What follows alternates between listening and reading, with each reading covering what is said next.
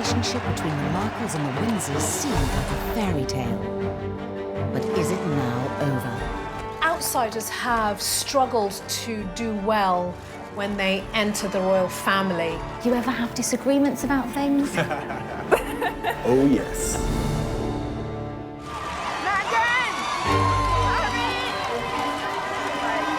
An inside story of when Hollywood glamour met the establishment. She was ready to do what it takes to be a wife for Harry and to be a member of the royal family that the country can be proud of. For me, it's an added member of the family. I think Meghan's Hollywood background would have hit the royal family like a hurricane. Harry and Meghan were intent on doing things their own way. The Sussexes are isolated from what everything the royal family means, and that puts the royal family at peril. And now seemingly outside royal life. The Queen's statement was a clean cut. You're out. In other words, you're fired. Would Harry and Meghan's groundbreaking interview with Oprah become the final chapter in their battle with the monarchy? Prince Harry and Meghan will give their first interview to Meghan's friend, Oprah Winfrey.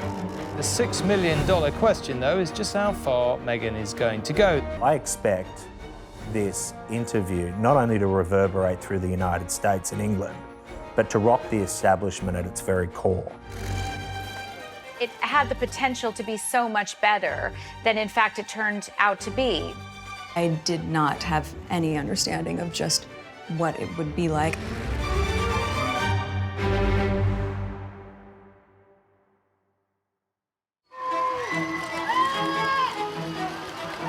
Harry and Meghan are one of the most talked about couples on the planet. They've settled into their new lives away from the royal family, having swapped the regal backdrop of Windsor for the luxurious Hollywood Hills, in a move that echoes Edward VIII's infamous abdication. Quite a lot of us thought back to the abdication crisis in the 1930s when Wallis Simpson, a twice divorced woman, fell in love with a king, and that king, Edward VIII, had to give up his throne in order to marry the woman he loved. Harry and Meghan had to divorce themselves from the royal family, just as Wallis and Edward had to divorce themselves from the monarchy in order to continue their relationship. Now, with the tell-all Oprah Winfrey interview, are Harry and Meghan distancing themselves from, and even setting themselves against, the Windsors? It strikes me that they feel that they can continue to control media coverage of them, control the way their image is portrayed. Yeah, we'd all like to do that.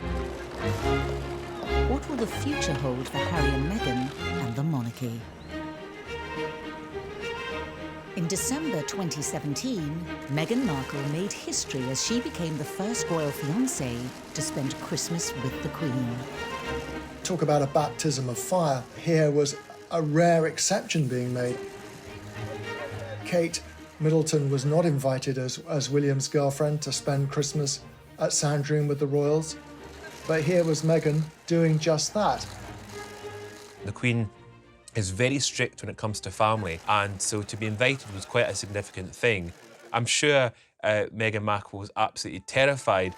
Although she had only met Harry the year before, Meghan was being fast-tracked into royal life. This extraordinary special treatment could have possibly annoyed other members of the family. Perhaps Andrew and Sarah, because Sarah Ferguson had famously been not invited to spend Christmas there when her daughters and ex-husband were there. Maybe a few people might have felt that their noses were put out of joint because they've had to work so hard with the protocol and the rules and the regulations, and here enters Meghan and is straight into Sandringham. I think it would have been a very diplomatic line that she would have had to walk. Despite the huge pressures of a first Christmas with the in-laws, being face-to-face with senior royals was a perfect opportunity to charm the firm. I'm sure it must have been pretty daunting, actually, for Meghan to rock up at Sandringham for Christmas with the Queen. What do you give the Queen? You know, what do you give your prospective father-in-law, you know, Charles? I mean, it must have been frightfully difficult. The royal family have this tradition of not giving each other expensive gifts. In fact, the cheaper the gift, the better it is. Harry once gave his grandmother, you know, a pair of rubber gloves for doing the dishes. I mean, really quite bizarre presents. Meghan would have found that as extraordinary as a certain Diana Spencer did at her first Christmas by buying lavish gifts for her in-laws. She never made that mistake again. Meghan played a blinder on that first Christmas. She got a toy, a singing hamster for the Queen, and apparently she loved it, and so did the corgis. Despite winning over the Queen, Meghan's first royal Christmas wasn't completely free from controversy. After the festivities, a remark from Prince Harry on live radio was said to cause tensions between Meghan and her own family. Harry was guest editing the Today programme on Radio 4 shortly afterwards, and he said they'd had a lot of fun at Christmas. And then he made a rather unfortunate remark. He said, I suppose it's the family she never had, meaning Meghan. Well, that went down like a lead balloon with the Markle family, obviously, and it's a remark they've never forgotten. The family Meghan was joining was a far cry from the world in which she grew up.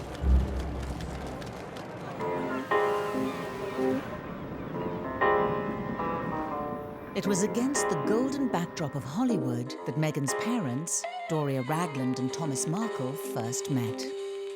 Thomas went into the entertainment industry and became a lighting director. And it was when he was doing that job on the show General Hospital, a big show, that he met Doria, who was training at that time as a makeup artist.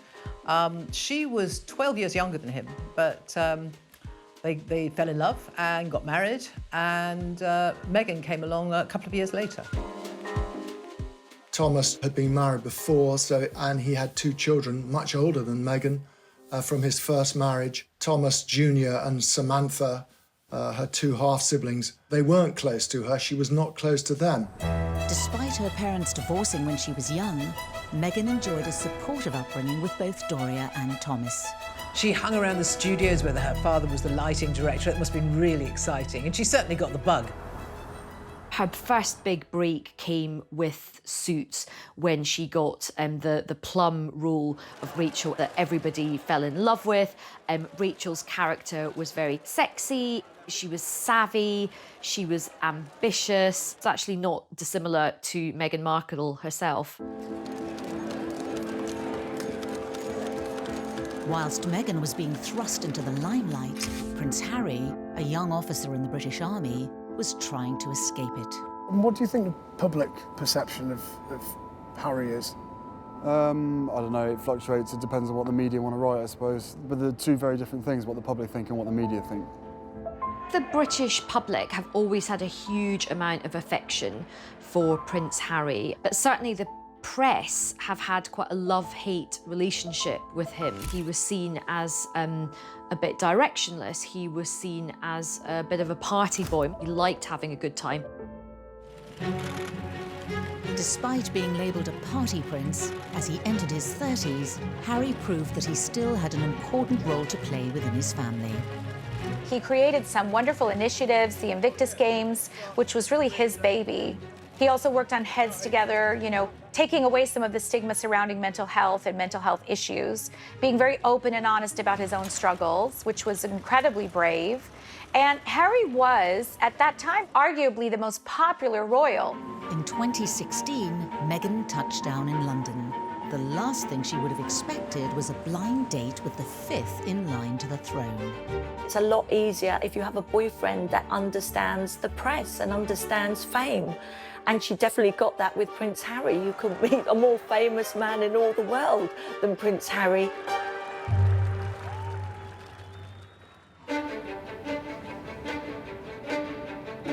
Buckingham Palace proudly announce the engagement of Prince Harry and Meghan Markle. God save the Queen!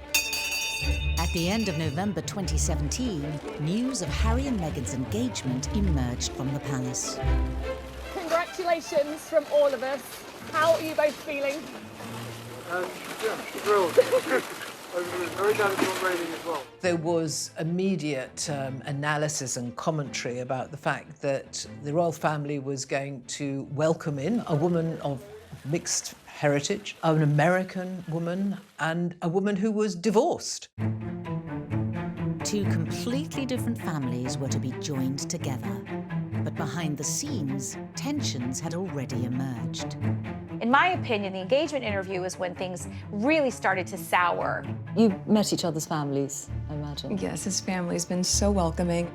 And Meghan, your parents, do you think, well, very happy for you, obviously. Do you think they have worried at all about the scale of what you're getting into? Well, I'm sure at the onset, both my parents and my close friends were concerned. I did not have any understanding of just what it would be like. The year before their engagement announcement, Meghan had landed in the UK to promote her latest season of Suits. Meghan and Harry were set up on a blind date by a mutual friend. They immediately clicked. Harry actually said it was like love at first sight. She was so open and he thought she was so sweet. And they just got on like a house on fire. Oh, yay! Thank you for watching. Hi there. Hi, Meghan. Gerard. Nice to meet you. Very few people knew the couple were dating, but Meghan let her mother Doria in on the secret. Any young man wants to make a very good impression, and I don't think Harry was any different. So when they met in LA in a rather luxurious mansion, he was a bag of nerves, apparently. She rather less so. She said that the meeting was a little bit surreal, actually. I suppose it would be. Hey, Mum, here's a prince. But it went very well, and Harry has become extremely fond of Doria. She's been a close part of their lives pretty much ever since. But Harry and Meghan didn't meet with her father, Thomas. This is one of the great what-ifs of the whole saga. Why didn't Harry go to Mexico to meet him? Why didn't Meghan take him? Why didn't Harry insist before it all blew up? I mean, the whole thing was so avoidable, and I think Harry does have to take some responsibility for that. Thomas was simply not part of these early meetings. She seemed, as she got closer and closer to Harry and a royal life, to be less and less inclined to rekindle her relationship with the Markle side of her family. For a few months, Harry and Meghan were able to keep their relationship from the outside world. But eventually, their secret got out. There weren't many that knew, only a very few friends. Then suddenly, it got leaked to the press that Harry had a new girlfriend. If you haven't read any of that coverage, she's Meghan Markle, a 35-year-old film and TV actress from California. The world's press knew about it, and Harry knew more than anyone things were going to change. Whilst Harry was used to intense media pressure, nothing could prepare Meghan and her family for the attention that followed. After the relationship became public, there was a huge amount of interest in Meghan. Some of it was extremely negative. There were things like that that I think put a really bad taste in Harry and Meghan's mouth in terms of the underlying and even blatant racism. With the glare of the world's media now upon both the Markles and the monarchy, questions were quickly asked as to how the relationship had reached the press. When in a relationship or dating with a member of the royal family from the palace, it's not an easy thing to keep secret. Prince Harry's got his close protection and they're very discreet. But at the same time, there's other people who quite enjoy, can I say, a gossip. In the case of the leak about Meghan and Harry's relationship, which Harry was said to be incandescent and furious about, was rumored to have come from someone in Prince Andrew's camp. I have no idea if that's the case, but what I can say is that there are so many leaks in the family. There were rumors about Harry's new girl, and he was madly in love, and those got out, and I don't think Harry was quite prepared for all of that when it happened. The wave of intense media attention led Harry to take a public stand against the press. An explosive public statement from Harry was the first indication that the press were now on notice. He requested the media pause and reflect before any further damage is done. The one thing the royals are meant to do is make sure that everyone is on the same page. And the fact is that the Prince of Wales was abroad on an official tour. Charles himself was only given a matter of moments to scan his son's statement. And there was a feeling that Harry had been thoughtless, and that he should have consulted his father, he should have consulted his brother more, and there could have been a more measured response. With Harry and Meghan's relationship now public, they focused on an important meeting behind palace walls. Meeting your in-laws is always a bit of an ordeal, isn't it? And meeting your in-laws when one is going to be a future king, meeting Prince Charles, must have been quite tough for Meghan, or a little bit daunting. But she is a strong woman. She probably marched in there and just got on famously because she's a woman with lots of opinions, lots of views, and a confident woman. And those are the kind of attributes that Charles likes. Charles famously adored Meghan. That first meeting went extraordinarily well. She was welcomed as a daughter, even more so than Kate Middleton was at the very beginning. As well as charming Prince Charles, Meghan also had a very successful first meeting with the Queen. The meeting went extremely well. It actually ran over, which is an extraordinary thing for the way the Queen keeps her schedule. Meghan was warmly welcomed. You know, here she is, articulate, bright, intelligent, well-spoken, beautiful, elegant. What's not to like? Despite charming Harry's family, did Meghan find aspects of royal protocol stifling? Meghan's first real reality check with how royal protocol works was when she was wearing a necklace with H&M on it and then told to remove it by senior courtiers because it might encourage the press. To be told what to do must have been quite a shock. Any woman would kind of think, hang on, wait a minute. Someone telling me what to wear and which jewellery to wear? Excuse me. She likes to have the freedom to do what she wants and when she wants. She wouldn't want to be told, you know, what to wear at any occasion. You could look at this instance and say, was that the beginning of Meghan saying, I'm not going to have people like this controlling me?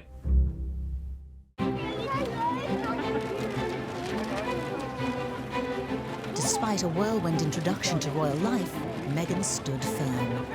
And as the final preparations for the royal wedding were put in place, Meghan's mother Doria was introduced to the establishment's key players. She was given VIP treatment. I suppose perhaps it was her first taste of being associated with royalty, you know, being whisked through security at Heathrow Airport. She was taken first to Clarence House to meet Charles and Camilla, and I think that went very well indeed. Meeting all the royals, Kate, William, Charles, must have felt like royal speed dating. I've got to get to know everybody, I've got to form these connections really quickly. Even the rather wonderfully confident Doria found, you know, fairly awesome actually meeting the Queen. Harry again had prepared his mother-in-law-to-be by saying, you know, she's my gran, try and think of her that way. Though I don't think many people think about the Queen that way. While Doria was winning over the Windsors, another member of the Markle family was conspicuous in their absence. It had been planned that Thomas Markle would have flown over and that he was going to walk Meghan down the aisle as father of the bride. However, it came to light that Thomas Markle had worked with a paparazzi photographer to stage photographs of him ahead of the wedding. He was living in Mexico, surrounded by paparazzi. He tried to set up this deal with a photographer in the belief that they would then go away. Well, I'm afraid that just shows his naivety. He found himself profoundly embarrassed. He thought he'd embarrassed the royal family, that he'd let down his beloved daughter, who he used to call Princess. The stress of dealing with the press and the build-up to the big day took its toll on Thomas. Just days before the wedding, he had a heart attack and had to go to hospital. He had to have stents put in. By the time he emerged, he declared that he was not able to fly because of these procedures, and he pulled out of the wedding. And this was a huge drama on the eve of a wedding. I mean, it's stressful enough marrying into the royal family, but to do it with all this scrutiny and this media frenzy, and this scandal around your family, you know, the stress must have been unbearable.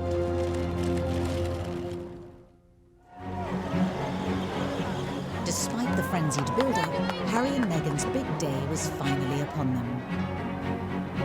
But with her father unable to give her away, Meghan was left with a huge dilemma. And finding a solution, she broke with tradition, leaning on Harry's father, Prince Charles. I thought it was the perfect embodiment, actually, of the modern woman, that she started out on her own, walked halfway down on her own, and then Charles joined her. It looked right. It sort of gave us an idea of what Meghan was going to be like. It sort of declaration of independence, if you like, on her part. I don't need anyone to give me away. I'm a free person. To the eyes of the world, Harry and Meghan's wedding had the flavour of a fairy tale. We saw Idris Elba and George Clooney and Oprah, you know, walking in. It was a star-spotting day, and she looked great. The bride looked fantastic. It was a wonderful day. I think everyone just thoroughly enjoyed it, and you just felt a sense of true welcome of this young bride into the royal fold.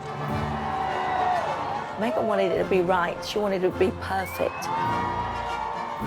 Forget the red carpets in Hollywood. This was something else. Just days after their wedding, the new Duke and Duchess of Sussex were seen at their first official engagement, a garden party at Buckingham Palace.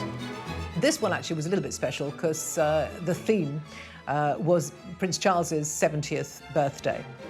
And that must have been extraordinary for Meghan. From the first instance, the Queen had implored upon the Windsor family to embrace Meghan. Not only because she was a person of colour and someone from an international country, but that she had this charm about her. Everything seemed so, I know, magical, hunky-dory after the wedding. We've got this wonderful new mixed heritage, modern woman as part of the royal family, such a symbol of the monarchy moving with the times. And then it all got a bit soured, a bit tarnished by Meghan's family piping up again and again. It's so good to have a role model or someone you look up to, but oftentimes when it's someone who looks like you or comes from where you come from, it's easier to connect and see it in a different way. Meghan was used to cameras and publicity, but really nothing can prepare someone for entering the most famous family in the world. And I think even she admits she was taken aback by it. As Meghan was starting her new life, her father felt he was no longer part of it. It was extraordinary that Meghan's dad did like a press tour in the days after the wedding, putting forward his side of things. It can't have been very easy for Meghan to watch her dad on television, publicly disputing her side of the story or her version of events.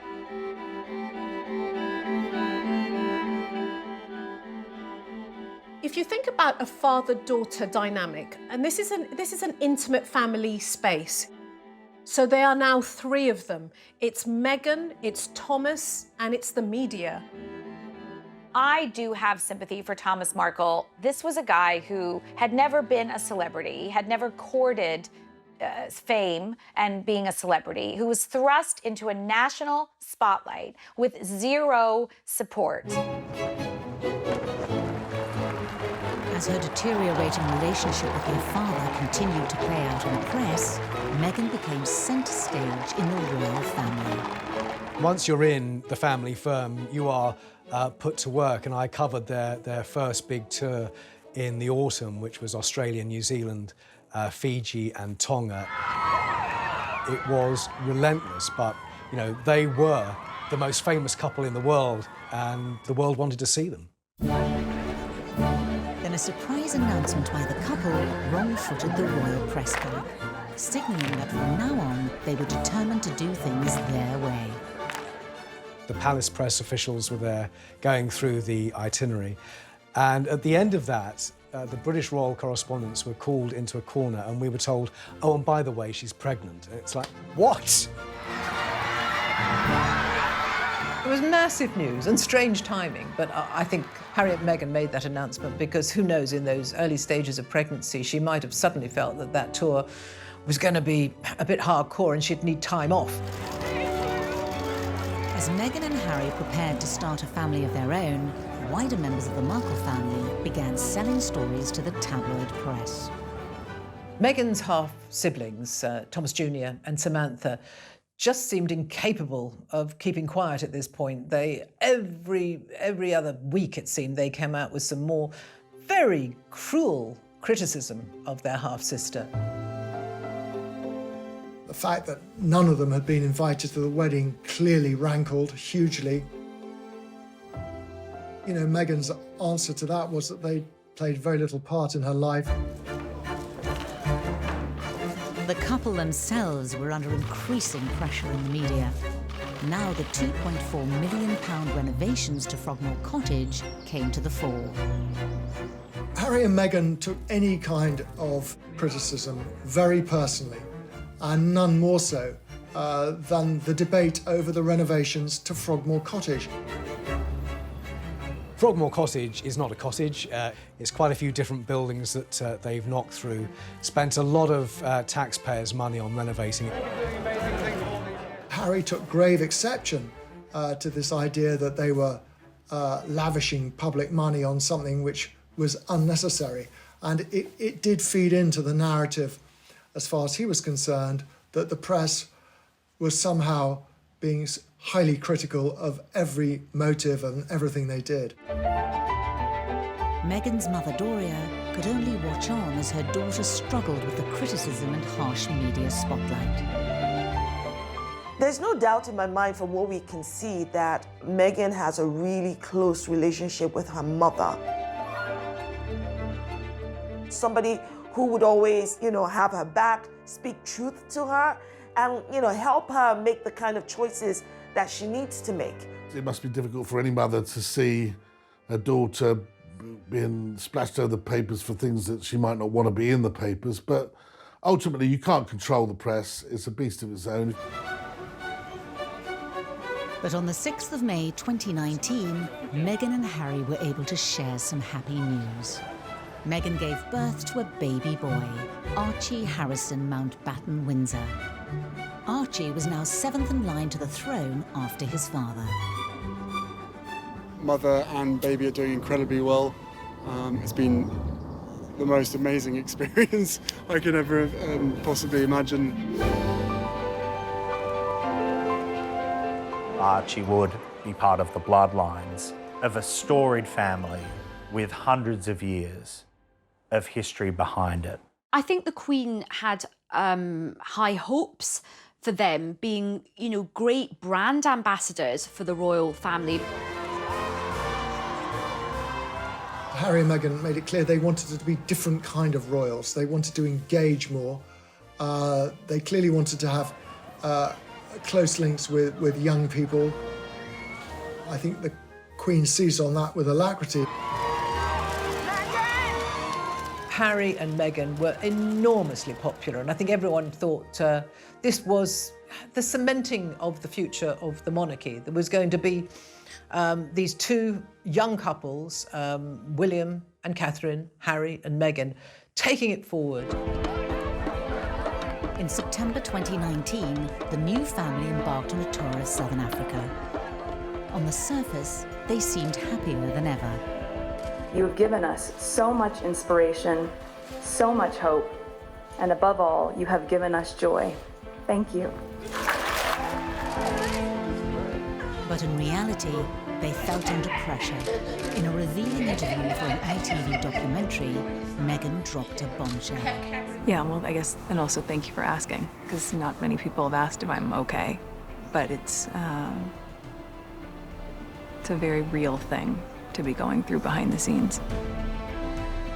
Remember, at this point, she's had an absolute beating from the press on a sort of daily basis. She's had this horrible fallout with her father.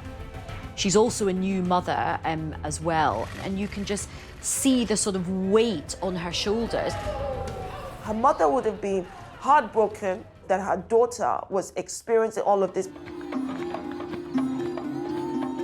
The interview seemed to mark a sea change in the once happy relationship between Harry, Meghan and the rest of the royal family. One of the rules of being a member of the royal family is you never complain about anything. So I think that they would have been furious. And the sad thing is, I think, she was just being honest about how she felt, but that interview probably made things about 100 times worse in terms of already frosty relations. Harry and Meghan were now fighting battles on multiple fronts. I think someone like Meghan, who's always been very outspoken, would have struggled very much with not being able to comment and put out her version of events. This is not what happens in Hollywood. Meghan couldn't do that as a member of the royal family, and that would have been maddening for her. Hello. Their ongoing battle with the media came to a head in February 2019, when excerpts of a private letter sent from Meghan to her father were published in the British press. This letter was such a watershed moment, and I think this was the point at which, this was the straw that broke the camel's back, and they announced that they were going to fight back and that they were taking legal action against associated newspapers. Meghan believes that her privacy has been invaded, that she has the copyright over those letters, and Thomas Markle believes the opposite. In the wake of their legal action against a section of the British press, Harry and Meghan announced they were taking a 6-week break from royal duties and heading to Canada to spend Christmas with Doria. What you do sometimes psychologically for yourself is you remove yourself from a situation that you find difficult and painful and put yourself in a space that you feel might be more nurturing and safe and secure. Christmas is a very, very important part in the Queen's calendar. She likes to draw her family around her. Christmas at Sandringham is quite a formal affair. So it must have been great for Harry and Meghan to have the informality of a Christmas in Canada. Doria could not be further away from the stuffiness of the senior members of the royal family. Although the festivities may have been relaxed, were decisions about the growing divide between Harry, Meghan and the monarchy being considered in Canada. I suspect that Meghan uses her mother a great deal as a source of wisdom and advice. I'd be astonished if during that time both she and Harry, no doubt, hadn't spoken about the fact that they actually wanted to step back as senior royals. They wanted an exit strategy from the royal family. Doria and Meghan are extremely close. She missed her mum and she wanted Doria to be very much part of the family unit. When Harry and Meghan returned to Britain in January 2020, they made a shock announcement. In a statement released in the last few minutes, they say they intend to step back as senior members of the royal family and work to become financially independent. The royal firm had been here before. It was an electric moment in royal history. Diana had essentially left the royal family, and before her, Fergie. Edward VIII left the royal family. He abdicated. Leaving the royal family is possible, but it's messy. Initially, it was a sort of a geographical split. They would be moving to Canada. They would come to Britain to do engagements when it suited them. The tabloids dubbed their decision as Megxit, and it sent shockwaves through the royal family. Harry, I'm sure, he felt, he was freeing himself, but for his father and brother and grandmother, it probably felt like an act of vandalism against the monarchy. They would have been both furious, but equally heartbroken as well. Away from the royal family, Meghan's supportive mother Doria treated the announcement with the utmost discretion. I think Doria has acted in the most regal way in all of this, because the royal way is to don't complain and don't explain. And that's exactly what Doria did. The Queen issued a statement that outlined a transition period to allow Harry and Meghan to step back from their roles as senior members of the royal family. The Queen's statement was obviously very much from her heart, but at the same time, it was very clean-cut. You know, this is how it is. You're out. It's as simple as that. In January 2020, Harry, Meghan and Archie left behind their royal life and home at Frogmore Cottage for a new life abroad. For Prince Harry, it was a big decision because he's leaving his friends, his family. He felt he had to get his family out of Britain. He felt so angry and hurt about the press and about the institution of the monarchy. After a brief stay in Canada, Meghan and Harry settled in Santa Barbara in California, a familiar, glitzy surrounding for Meghan. Meghan and Harry live in Montecito, which is a very posh, fancy enclave. I happened to live there for 4 years. It's very private. We know that Oprah is a neighbor, Katy Perry and Orlando Bloom. They all live nearby. Montecito residents are very protective of their own. They won't talk about Harry and Meghan much to the press, and I should know because I've tried. She wanted to be around the place she knew. Meghan didn't know hardly anyone here in the UK, and it can be a very lonely place in the palace. She didn't want that life. She wanted to be free.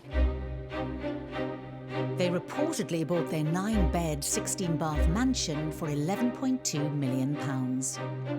They've seamlessly slipped into the Californian lifestyle, a million miles away from the Windsors world. Their friends are not going to be members of the aristocracy with wonderful estates in Scotland to shoot grouse on, but Hollywood and a celebrity culture. Oprah Winfrey's a friend of Meghan and Meghan's mother. They're friends with the Clooneys. They're making connections all over Tinseltown. The move has only deepened the divide between Harry and Meghan and the monarchy. Meghan's mother, Doria, is now just a 90-minute drive away, a stark contrast to over 5,000 miles from the Windsors. Harry loves Charles. You know, they clearly have a strong bond, and now they are literally not as close as they used to be. I think they are staying in touch over Skype and Zoom, but it's not the same, is it? I'm sure it pains Charles that he will not have an active role in the upbringing of Archie.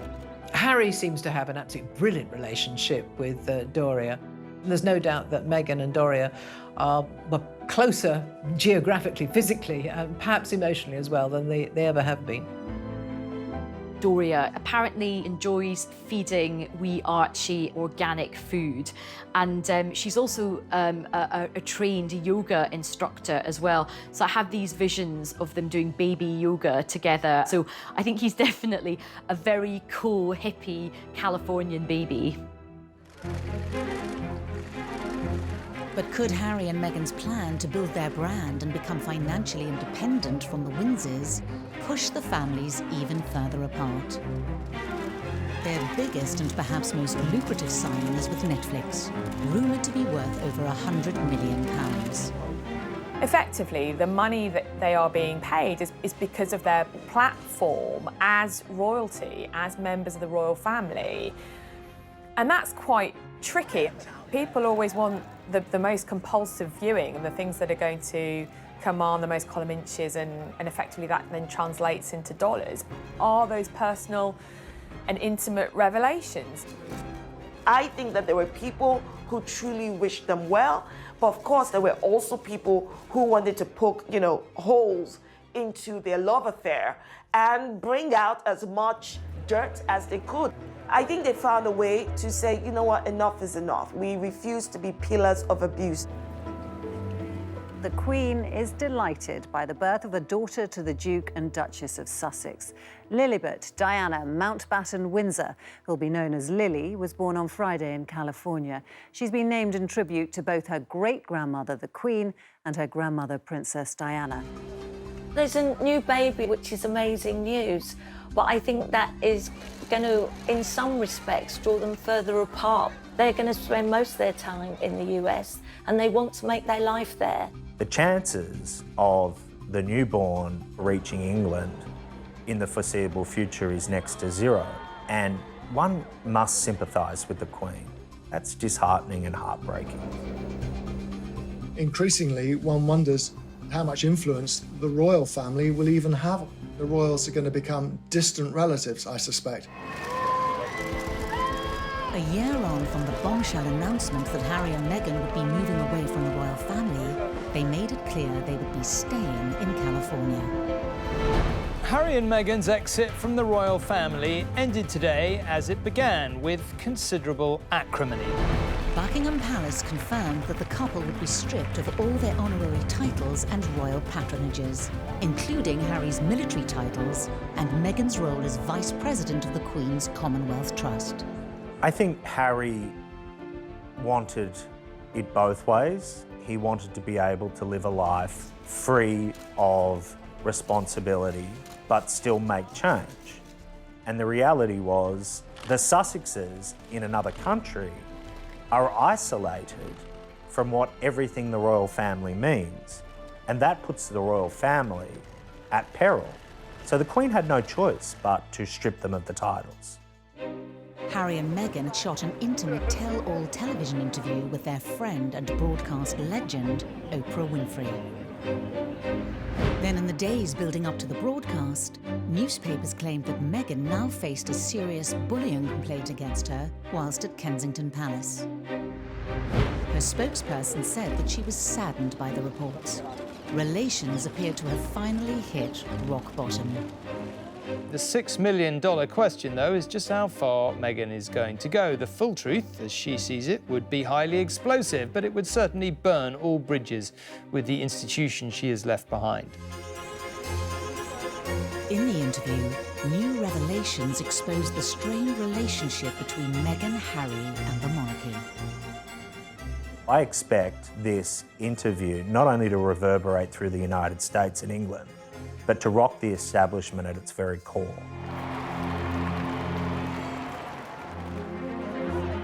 What began as a breath of fresh air cascaded into a series of family conflicts, controversies, and trouble for Harry and Meghan and the monarchy. These are family stories that are complicated, run deep. If people feel very hurt and betrayed, and they feel that this relationship is broken beyond repair, then that might be the reality. I think that in the initial stage, there was a fairy tale about this, but that fairy tale was quickly shattered. She was ready to do what it takes to be, a wife for Harry, and to be a member of the royal family that the country can be proud of. But I personally don't think that wanting to be a member of the family should cost you your independence or independent thoughts. I think it's a real lost opportunity for the royal family, that they couldn't make it work, that Meghan couldn't become an integral part of the future of the monarchy. The monarchy could be seen to be so much more inclusive, modern, moving with the times, evolving. I think it is extremely sad.